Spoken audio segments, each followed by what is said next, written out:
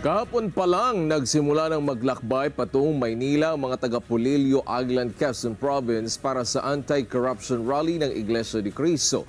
Kunin naman natin ang detalye kay Ronald Pojeda.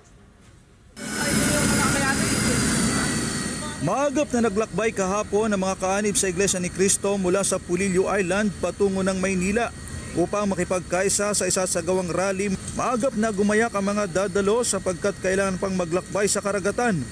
Sa kabila ng masungit na panahon ay hindi ito nakahadlang sa mga gagawing pakikipagkaisa. Pagkarating sa mainland ay agad na nakipag-ugnayan sa mga nakatalagang sasakyan patungong Maynila. Kagabi ay naglakbay na kasabay ang mga kapatid sa iba't ibang lokal sa distrito ng Quezon North. Pasado 2:00 ng madaling araw nang sapitin ng mga kapatid ang venue. Nagtayo muna ng mga tent upang makapagpahinga habang hinihintay ang pagsisimula ng programa para sa Rally for Transparency and Better Democracy na Iglesia ni Cristo. Patuloy ang pagdating ng mga kaanib sa Iglesia ni Cristo na nagmula sa iba't ibang lokal ng Iglesia ni Cristo upang makipagkaisa sa rally. Ronald Pojeda para sa Net25 News Update.